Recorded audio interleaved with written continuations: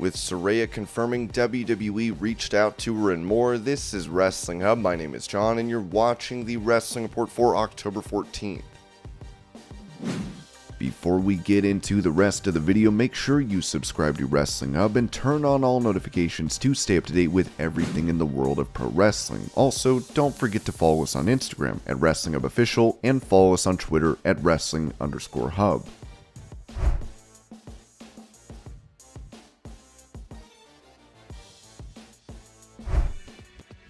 Given the backstage drama in AEW in recent times, former AEW star Bobby Fish spoke on his podcast about who could potentially be a fit as a locker room leader. For me, the locker room leader is something earned. You don't just assume it. It's universally earned, or else it's not a good thing. If there's division and some people are for it and some people think he's a rat, think piece of shit, it's divisive. You think about The Undertaker. I wasn't there, so I can't speak firsthand. You hear about him being the locker room leader, and that's because everybody respected him. Not just him, but that's the role he played. He was tight enough with basically Vince in the office to assume that role and for people to respect it. That's really all that's required. The acknowledgement of your peers. Sometimes that person isn't seeking it, it gets bestowed on him. I wasn't in all of these locker rooms, but I could see a guy like Samoa Joe being a good locker room leader.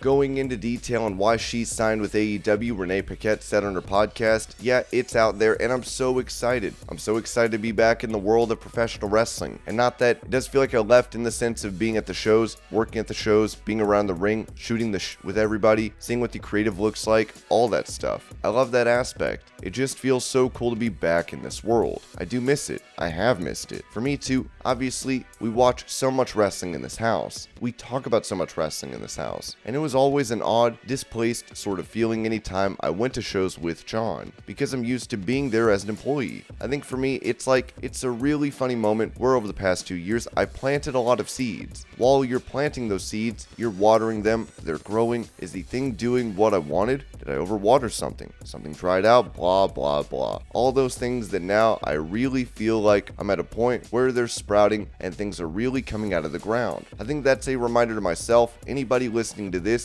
that when I left WWE, it wasn't that instant feeling of success with projects. I didn't really have any announcements. I was doing my own thing and grinding away, but I wasn't joining Good Morning America or something like that. I was home. I just had a baby, and that was a whole ordeal. You figure out being a mom for the first time while trying to carve your own path and figure that stuff out. It's missing being around professional wrestling. It's missing the TV aspect of doing things. I love that I get to work from home. I love that I can pop upstairs, turn on the microphone and camera, do the podcast. I was doing NHL network content here. I lived a really great life of being able to work from home while we were all stuck in COVID, and that's just how everyone was adjusting. Now I went from that to I miss the crowds. I miss the outfits and the aspect of putting on an actual show. I'm ready to get out of my sweatpants is what I'm saying.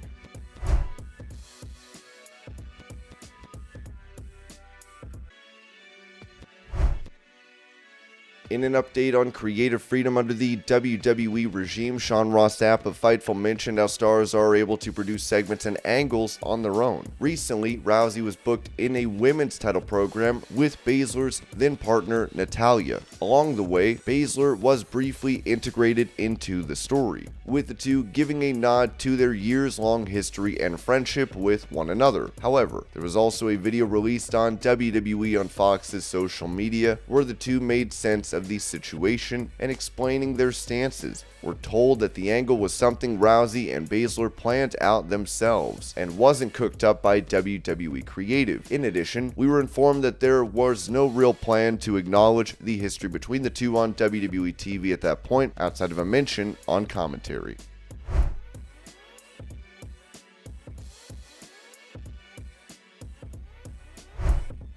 With a picture of Liv Morgan and MJF together going viral recently, the former SmackDown Women's Champion was asked how that came about and discussed MJF potentially joining WWE.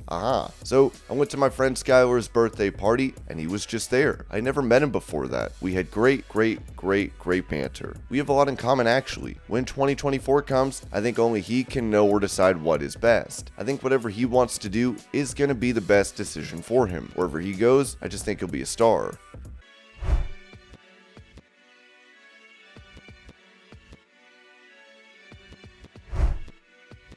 With it previously reported that Ronda Rousey was now listed as a heel on WWE's internal roster, Dave Meltzer gave an update on potential plans for the star, saying the show only had 2 title matches, both women's singles title, with one title change as Ronda Rousey won the SmackDown Women's title from Liv Morgan. The idea is that this was to complete the long-planned Rousey heel turn. Whether this leads to a match with now face Becky Lynch, which was the plan for the 2023 WrestleMania 18 months ago, will become obvious soon.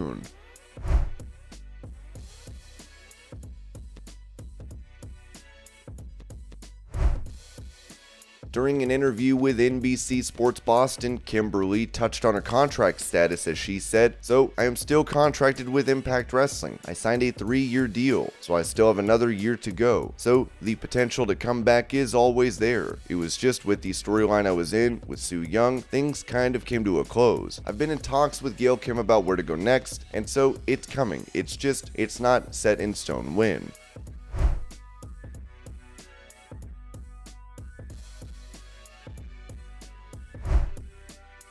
Speaking of contracts, Kurt Angle revealed details about his current deal with WWE, saying on the Bubba Army, "I signed a nostalgia contract, which is basically just a merchandise contract. So they pay me per appearance, and they gave me a really nice deal with the merchandise contract. They gave me a bunch of money up front, which is really cool, but I'm not obligated to just WWE, so I can go do my own appearances and stuff. They've been really good to me thus far. I've been doing a lot of production stuff with them, possible TV shows. I'm doing behind the scenes stuff, which is kind of cool."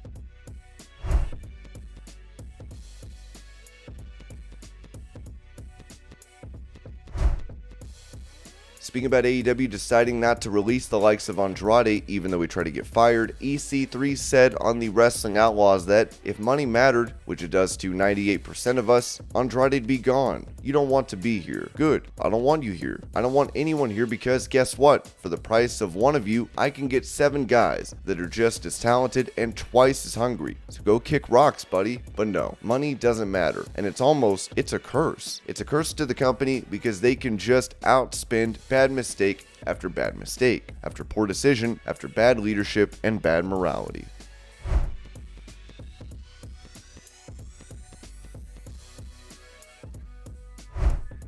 With Bray Wyatt returning to WWE at Extreme Rules, many are wondering what is next for him. Zero News claimed to have the scoop as they said, "Early talks, a pitch has been made for Team Wyatt versus Bloodline this year for Survivor Series. Alongside this, WWE is looking to do Judgment Day versus the OC and a mystery female. These are both very early pitches." After this came out, Ringside News would dispute it, writing, "A quote-unquote report is going around saying that an early pitch was made for Team Wyatt versus the Bloodline. We've asked about this and can confirm that it is 100% false."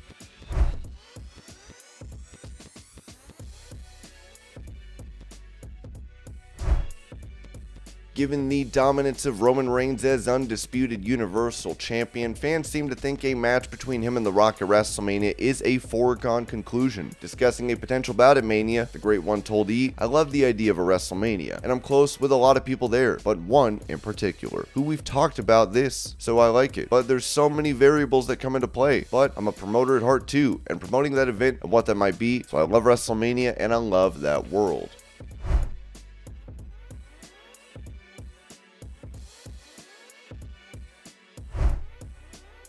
With Becky Lynch last seen challenging for the Raw Women's title at SummerSlam, she's been out with a separated shoulder, as the Wrestling Observer gave an update on her return. Becky Lynch is also getting closer to returning to the ring for WWE following her shoulder injury. We noted before how she was at last week's Raw from St. Paul. It's likely that Lynch will remain on the Raw roster because husband Seth Rollins is also there. Lynch has been away since the post-SummerSlam edition of Raw, where she turned babyface and stood with Raw Women's Champion Bianca Belair against Damage Control. It would also be noted that Charlotte Flair is scheduled to return soon.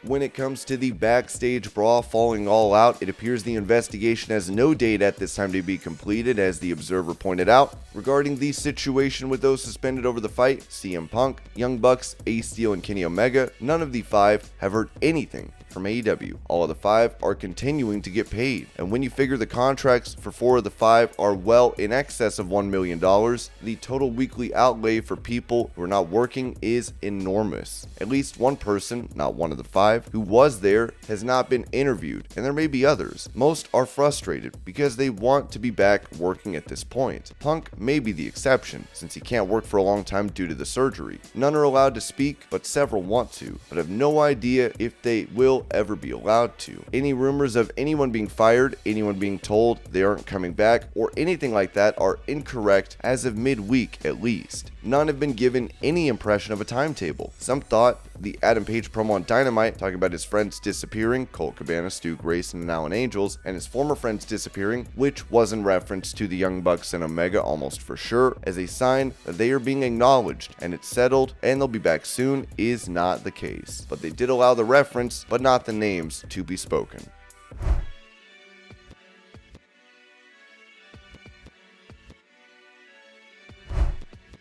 With it said that Saraya spoke to the new WWE regime about a return before her AEW debut, the woman herself has confirmed this story, saying on Talk Is Jericho, "Hunter did reach out to me, and he wanted to talk to me. He thought it was my decision to leave, but he wasn't there at the time. He thought it was my decision to leave. No, bro, it was Vince McMahon and John Laurinaitis. We got talking, but then I sat and talked to you guys, and I was like, man, I miss that side of wrestling, where you can pitch your own ideas, and you can just have fun. I haven't felt excited about wrestling in a very long time. So the first day of being here, it was awesome. Everyone is so nice. It's crazy just how different it can feel. I was thinking about it again. I don't have issues with WWE. I just wish that some things were done differently. That's the only thing I have against them. There are so many years where I could have been utilized more. My friends were around me. I was so depressed about it. I was thinking about going back there. Then I spoke to you. I spoke to Mox. I was speaking to Britt Baker. I got on the phone with Tony Khan, and he was so excited. I was like, I think I'm going to give this a shot. Additionally, Ringside News would note that, asked about the reports of Paige being offered the WWE SmackDown GM role after her contract ran out, was told nothing was off the table in regards to discussions about her. Paige couldn't get cleared to compete, and they discussed all options. Nothing seemed to fit.